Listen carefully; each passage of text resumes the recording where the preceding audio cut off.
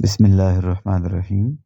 السلام علیکم ناظرین، آج ہم قرآن پاک کی سورۃ الماعون کے تعارف، ترجمہ، تفسیر پیش کرنے کی سعادت حاصل کریں گے۔ سورۃ الماعون قرآن حکیم کی 107ویں صورت ہے۔ یہ مکہ میں نازل ہوئی اور اس صورت میں 7 آیات ہیں۔ سورۃ الماعون کی ابتدا ان الفاظ سے ہوتی ہے کہ کیا تم نے اس شخص کو دیکھا ہے جو دین کو جھٹلاتا ہے، یعنی دین کا انکار کرتا ہے۔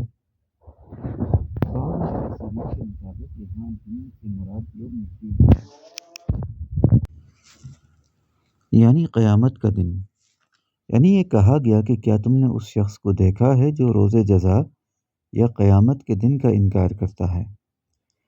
پھر کہا گیا کہ یہ ایسا شخص ہے جو یتیم کو دھکے دیتا ہے، یعنی یتیم کے سر پر دست شفقت رکھنے اور اس کا احساس کرنے کی بجائے یہ اس کو دھکے دے کر اپنے ہاتھ سے نیچے گرا دیتا ہے۔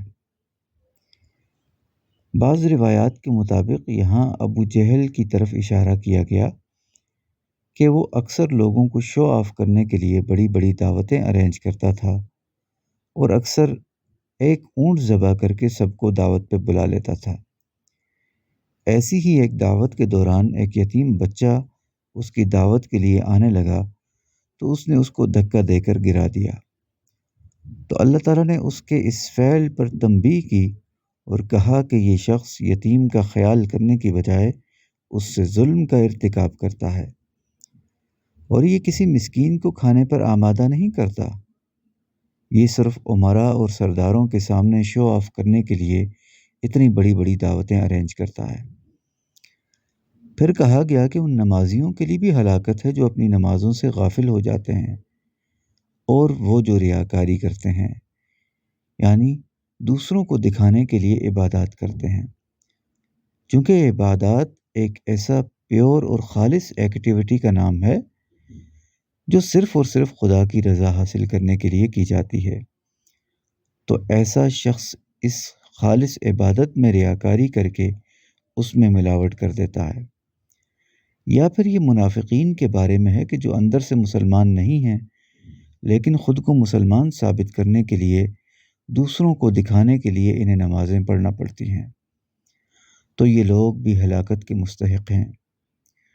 اور آخر میں یہ بتایا گیا کہ وہ لوگ بھی ہلاکت کے مستحق ہیں جو استعمال کی چیزیں دینے سے منع کرتے ہیں، یعنی ان سے عام استعمال کی چیزیں مثلاً گلاس، سوئی، برتن وغیرہ وقتی استعمال کے لیے بھی مانگا جائے تو وہ بخل کرتے ہوئے انکار کر دیتے ہیں اور منع کرتے ہیں، تو ایسے شخص کو بھی ہلاکت و لعنت کا مستحق قرار دیا گیا ہے۔ اب سورۃ الماعون کی ٹرانسلیشن کرتے ہیں۔ بسم اللہ الرحمن الرحیم۔ ارأیت الذی یکذب بالدین، کیا تم نے اس شخص کو دیکھا ہے جو دین کا انکار کرتا ہے؟ فذلک الذی یدع الیتیم، بس یہ وہی شخص ہے جو یتیم کو دھکے دیتا ہے۔ ولا یحض علی طعام المسکین، اور وہ مسکین کو کھانے پر آمادہ نہیں کرتا۔ فویل للمصلین، بس ہلاکت ہے ان نمازیوں کے لیے۔ الذین هم عن صلاتهم ساہون، وہ لوگ جو اپنی نمازوں سے غافل ہو جاتے ہیں۔ والذین هم یراؤون، اور وہ لوگ جو ریاکاری کرتے ہیں۔ ویمنعون الماعون، اور استعمال کی چیزیں دینے سے منع کرتے ہیں۔ بسم اللہ الرحمن الرحیم۔ السلام علیکم ناظرین، آج ہم قرآن پاک کی سورۃ الکوثر کے تعارف، ترجمہ، شان نزول اور تفسیر پیش کرنے کی سعادت حاصل کریں گے۔ سورۃ الکوثر قرآن حکیم کی 108ویں صورت ہے۔ یہ مکہ میں نازل ہوئی اور اس صورت میں 3 آیات ہیں۔ اس صورت کی خاص بات یہ ہے کہ یہ قرآن حکیم کی سب سے چھوٹی صورت ہے۔ اس صورت کے نزول کا ایک خاص بیک گراؤنڈ اور شان نزول ہے، وہ یہ کہ رسول اللہ صلی اللہ علیہ وسلم کے 4 بیٹے جن کا بچپن میں انتقال ہو گیا، ان میں سے آپ صلی اللہ علیہ وسلم کے ایک بیٹے حضرت ابراہیم کا جب انتقال ہوا تو آپ غم سے نڈھال تھے، اور ایسے موقع پر آپ سے ہمدردی کرنے کی بجائے مشرکین مکہ نے الٹا یہ پروپیگنڈا شروع کر دیا کہ آپ صلی اللہ علیہ وسلم کا نام دنیا میں باقی نہیں رہے گا، اور آپ کا نام دنیا سے مٹ جائے گا، ختم ہو جائے گا، کیونکہ انسان کا نام اس کی نرینہ اولاد ہی آگے بڑھاتی ہے۔ جب آپ کے بیٹے ہی نہیں رہے تو اس کا مطلب یہ ہے کہ آپ کا آگے نام لینے والا کوئی نہیں ہوگا۔ اور رسول اللہ صلی اللہ علیہ وسلم کے بارے میں نعوذ باللہ ابتر کا ورڈ یوز کیا۔ ابتر عربی زبان میں اس شخص کو کہتے ہیں جس کی نسل کٹ جائے۔ یہ پروپیگنڈا کرنے والوں میں عاص بن وائل، کعب بن اشرف اور عقبہ بن ابو معیط کا نام آتا ہے۔ رسول کریم صلی اللہ علیہ وسلم کے خلاف اس قدر بھیانک اور گھناؤنا پروپیگنڈا کرنے کے بعد اللہ تعالیٰ نے رسول اللہ صلی اللہ علیہ وسلم کو تسلی دی، اور ان تمام کریکٹرز کی موجودگی میں ان کی زندگیوں میں اس صورت کے ذریعے سے یہ پریڈکٹ کیا کہ اے رسول اللہ، آپ کا دشمن ابتر ہے۔ یعنی یہ آپ کو ابتر کا ٹائٹل دیتے ہیں، لیکن آپ کے یہ تمام دشمن ابتر ہیں، یعنی ان سب کی نسل کٹ گئی ہے اور یہ بے نام رہ جائیں گے۔ اے حبیب، آپ غمزدہ نہ ہوں، آپ صلی اللہ علیہ وسلم کا نام ہمیشہ زندہ رہے گا۔ تو اس صورت میں موجود وہ پریڈکشن اور پیشن گوئی ثابت ہوئی کہ رسول اللہ صلی اللہ علیہ وسلم کی نسل آج بھی آپ کی بیٹیوں کے ذریعے سے جو آگے بڑھی وہ دنیا میں موجود ہے، اور یہ فزیکلی جو نسل بڑھی، اس کے علاوہ وہ دنیا میں موجود آپ کی روحانی اولاد جو اربوں خربوں کی تعداد میں دنیا میں موجود رہی۔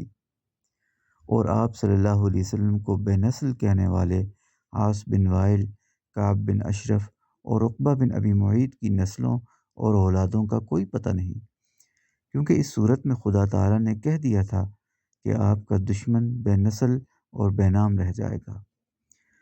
پھر دوسری بات، آپ کے غم کو ہلکا کرنے کے لیے اللہ تعالیٰ نے آپ کو ایک گفٹ دے کر بتائی کہ اے رسول اللہ، ہم نے آپ کو کوثر عطا کیا ہے۔ کوثر کی مفسرین نے مختلف تفسیر کی ہے۔ بعض مفسرین سے مراد جنت کا حوض کوثر لیا ہے، جس سے رسول اللہ صلی اللہ علیہ وسلم اپنے امتیوں کو پانی پلائیں گے اور پھر ان کی شفاعت فرمائیں گے۔ اللہ تعالیٰ ہم سب کو بھی یہ نصیب فرمائے۔ بعض مفسرین کے نزدیک کوثر سے مراد خیر کثیر ہے، یعنی بہت بڑی خیر۔ اور پھر اس خیر کثیر سے مراد کیا ہے، اس حوالے سے بھی مختلف آراء ہیں۔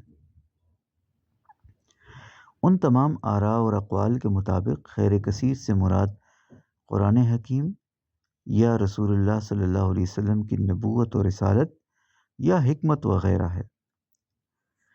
اس صورت کی دوسری آیت میں فرمایا گیا کہ تم اپنے رب کے لیے نماز پڑھو اور قربانی کرو، یعنی اس زمانے میں مشرکین کے ہاں بھی یہ عبادات تو ہو رہی تھی، لیکن ان کی عبادت و قربانی بتوں کے لیے ہوتی تھی۔ سو یہاں اس حوالے سے گائیڈ کرتے ہوئے بتایا گیا کہ قربانی اور عبادت صرف اپنے حقیقی پروردگار کے لیے کرنی چاہیے۔ اب ہم سورۃ الکوثر کی ٹرانسلیشن کرتے ہیں۔ بسم اللہ الرحمن الرحیم، انا اعطیناک الکوثر، بے شک ہم نے آپ کو کوثر عطا کیا۔ فصل لربک وانحر، بس آپ نماز پڑھیں اپنے پروردگار کے لیے اور قربانی دیں۔ ان شانئک ھو الابتر، بے شک آپ کا دشمن ہی بے نسل ہے۔